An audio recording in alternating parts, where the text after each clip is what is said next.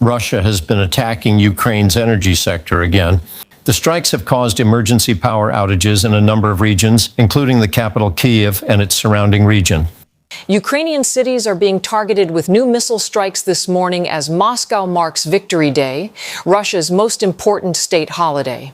We begin in Kyiv. The city of Kharkiv has long been considered one of Vladimir Putin's most important targets. As the second largest city in Ukraine, and only 30 kilometers from the border, it was one of the main targets Russia tried to capture during the 2022 invasion. Even though the first attempt failed, the Kremlin never gave up its desire to control this region. In fact, the most critical part of Russia's offensive plan for the spring and summer of 2022 was focused on this front. Their goal was to establish a buffer zone around Vovchansk. According to Reuters and several Western military analysts, Russia wants to protect Belgorod Oblast from Ukrainian artillery and drone attacks, while slowly moving into a position close enough to shell Kharkiv. Putin believes that if the small town of Vovchansk is captured, it will be easier to launch ground attacks on the city. Because of this, Russia is willing to pay a high price. Since the latter part of 2025, they have gathered a large force in the region, including the 69th Motorized Infantry Division and the well-known AK-MAT forces of Kadyrov. They use the tactic of small group infiltration and relentless artillery pressure to wear down the strength of the Ukrainians. This strategy has three objectives. First, to prevent Ukraine from transferring forces to Donetsk. Second, to gain new territory in Kharkiv Oblast. Third, to show on Russian television that they have successfully defended their own borders. But from April to May 2026, Ukraine turned the situation around through a strong counteroffensive. Vovchansk, which is only 5 kilometers from the border, was no longer a route for Russia's advance, but became a bloody front line that ruined the Kremlin's calculations. The main force behind this breakthrough was the 23rd Assault Battalion of the Ukrainian National Guard. Despite the difficult terrain, they successfully cleared the Russian defensive positions. According to official statements, this is the first time in many months that Ukraine, which has long been on the defensive, has launched a significant counteroffensive in this region. To understand the difficulty of this mission, imagine what the battlefield looks like. Vovchansk has been devastated by months of fighting. It's full of landmines, destroyed buildings, and drones constantly watching from above. Under these conditions, attacking is more dangerous than defending because you can be easily seen and hit by the enemy. In videos released by the regiment, you can see Ukrainian units, along with some foreign volunteers from Latin America, fighting in dense forests and collapsed houses. The result? Ukraine has made significant advances in the area. Staritsia is only about 4 to 5 kilometers from the Russian border. Because of this, Ukrainian troops are now within striking distance of the Russian border. This is Moscow's greatest fear. At such a close distance, Ukraine's artillery and drones can directly monitor and attack the other side of the border. The buffer zone that Putin dreamed of seems to have become a huge trap for his own army. So when Ukraine clears an area like this, they're not just gaining land. They're reducing the hiding places of Russian forces, weakening their defenses, and forcing them to retreat to positions that are harder to hold. In the direction of Vilcha, the Ukrainian side also reported that their forces have approached the area around the village and have regained some positions in the southeastern part of Vovchansk. This isn't a major breakthrough, but when combined, the message is clear. Russia's planned buffer zone in northern Kharkiv is not working out as Moscow intended. Instead of making continuous advances, they are being forced to defend, retreat, and reorganize their lines. And this isn't just happening in Vovchansk. In other parts of the northeastern front, like in the direction of Kupiansk, Ukraine is also trying to respond to Russian pressure with small but successive counterattacks. Because even though Russia claims they are in control, there are still sectors where Ukraine finds opportunities to attack, regain ground, and disrupt Moscow's plans. While this is happening in the north, the pressure is even heavier in other parts of the front, according to independent observers, as Russian attacks remain intense in the Donetsk and Zaporizhia directions. Here, you can see where Russia wants to concentrate its strength in areas that could open the way for a deeper advance. One of the hottest points is the Pokrovsk sector. Here, Russia is trying to use the positions it has gained to further expand its control over Donbas. But capturing a place is not automatically a strategic victory because entering a town is a different matter. It's also a different matter to use it to destroy the entire defense of Ukraine. In the Pokrovsk area, Ukrainian units reported that Russian armor, artillery, and new personnel are being gathered. Around the captured positions, it means Russia is preparing for its next push. But as the force grows, its supply needs also increase. They need fuel, they need ammunition, they need repair points, they need roads, bridges, warehouses, and staging areas. And this is where Ukraine's strategy comes in. They don't need to immediately attack every occupied city to make things difficult for Russia. Sometimes it's enough to hit the rear of the war machine. When logistics are hit, the advance slows down. When the supply route is destroyed, the artillery weakens. When the flow of fuel and ammunition is cut off, no matter how many soldiers there are, it's not easy for the offensive to move forward. That's why places like Mariupol, even if they're far from the actual front line, still become part of the battle. But if drones and long-range strikes reach depots, routes, and military movements behind Russian lines, it means Russia is not actually safe. And this is the bigger picture. In the north, Ukraine is blocking the buffer zone plan. In the east, it is facing a heavy Russian push in Donbas. Behind the front, it is hitting the logistics that drive the Russian offensive. Around occupied Mariupol, Russia has a new problem. Ukrainian troops have not yet returned to the city itself. There is no flag raising yet, no liberation in the streets, but something else is happening behind the Russian lines. According to ISW, Ukraine is using reconnaissance and attack drones to monitor and strike Russian supply routes in the occupied parts of Donetsk region.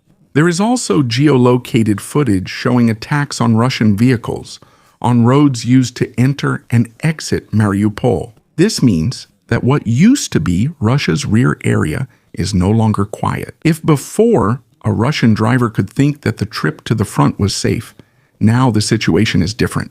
Every truck, every vehicle, every convoy, every fuel tanker, they can all be seen by drones because the front line is not sustained by soldiers alone. It runs on fuel, ammunition, food, spare parts, repair teams, and constant movement from the rear area. When logistics are delayed or disrupted, the artillery weakens. When the artillery weakens, the assault slows down. When the assault slows down, momentum is lost. This does not mean that Ukraine already controls Mariupol. That is still far off.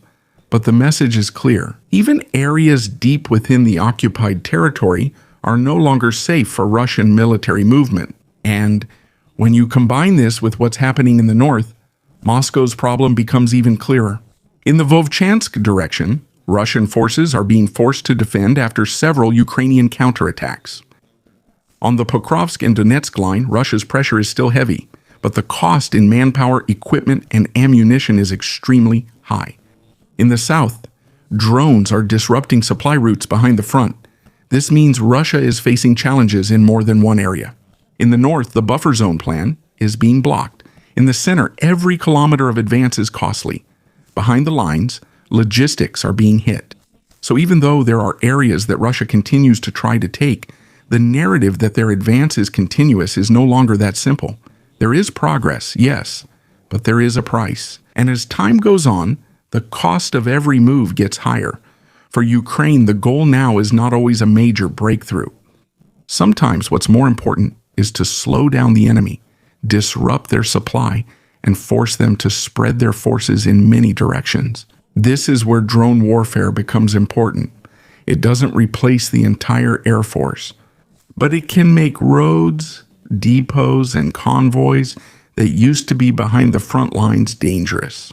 In modern warfare, the rear of the front line is also the front line, And that's the biggest change for Russia. Because if the trucks on the Mariupol route need to avoid drones, if the positions near the border need to prepare for counterattacks, and if every advance in Donbas requires a huge sacrifice, it means one thing. The Russian war machine is still running, but it's no longer running without obstacles. And in a war based on positions, supply, and time, sometimes a single delay, a destroyed convoy, or a reclaimed forest line is enough to change the course of the next battle. While these things are happening on the front lines, the methods used by Ukraine are shaping the future of warfare. In the operation in Vovchansk, the 23rd Assault Regiment combined classic infantry tactics with the use of unmanned systems. Reconnaissance drones are mapping every trench and bunker. FPV drones attacked Russian positions while ground assault groups advanced with their support. Humans and machines work together at every stage of the operation. This is one of the most successful implementations of the active defense and local counterattack model developed by Ukraine in 2026. Ukraine is also deploying new AI-supported defense systems on the battlefield. Fiber optic drones controlled by physical cables and immune to Russia's electronic warfare systems are becoming more common on the front lines. AI-powered turrets are also being tested to detect and shoot down Russian UAVs, and ground robots are no longer just experimental equipment. More than 24,500 robotic missions were carried out in the first quarter of 2026. Ukraine is not just launching counterattacks, it is changing the very technology of defense and offense. So what's left for Putin? His plan for a buffer zone in Kharkiv has already collapsed. The forces in the north were forced to defend, and their rear area was not spared. But Russia remains dangerous, and Putin still has a few cards left. The summer offensive. The buildup of forces from the 90th Tank Division around Pokrovsk and in the Kharkiv sector shows that Russia is planning a major offensive in Donetsk this summer. The Kremlin's logic is simple. Recover the losses in the north by taking territory in the southeast. But this offensive will still follow the same attrition model. Thousands of soldiers, hundreds of vehicles, and heavy casualties just to gain a few square kilometers. And Ukraine's drone network, which is getting stronger every day, will only increase that cost. Mobilization. For months now, the Kremlin has been trying to make up for the shortage of soldiers by secretly calling up reservists, but it is afraid to declare a full mobilization. The partial mobilization in 2022 led to mass flight and protests. Putin might be forced to play this card, but if he does, chaos will erupt within his own country, the energy war. Russia has systematically attacked Ukraine's energy infrastructure over the past 3 winters. The same strategy is planned for the winter of 2026 to 2027 to destroy Ukraine's heating and electricity systems, to force civilians to surrender. But Ukraine has strengthened its defenses after each winter, and Western allies are also speeding up the delivery of air defense systems. Diplomacy. Putin is using Trump to push for a ceasefire and negotiations, bringing the message that we have the momentum. Let's reach an agreement now. But the reality on the front lines contradicts this. As long as Ukraine doesn't retreat and Western support continues, Putin's diplomacy card will remain weak. And the 5th card, the nuclear threat, still remains as a form of intimidation. But it's gradually losing credibility day by day. The Kremlin has been waving this threat for 4 years.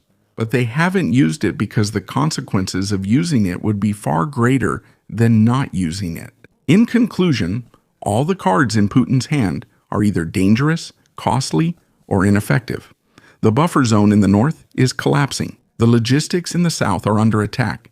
And the war of attrition in the center is draining Russia's strength, while people's patience is also running out. The Kremlin can still attack. It can still cause destruction, but it can no longer advance in the direction it wants. In short, Russia is desperately trying to redraw the map in one direction, but the front line doesn't always move as planned. It might be too early to say this is the definitive turning point in this war. But one thing is clear now. Putin's belief that time is on his side is slowly crumbling with each passing week.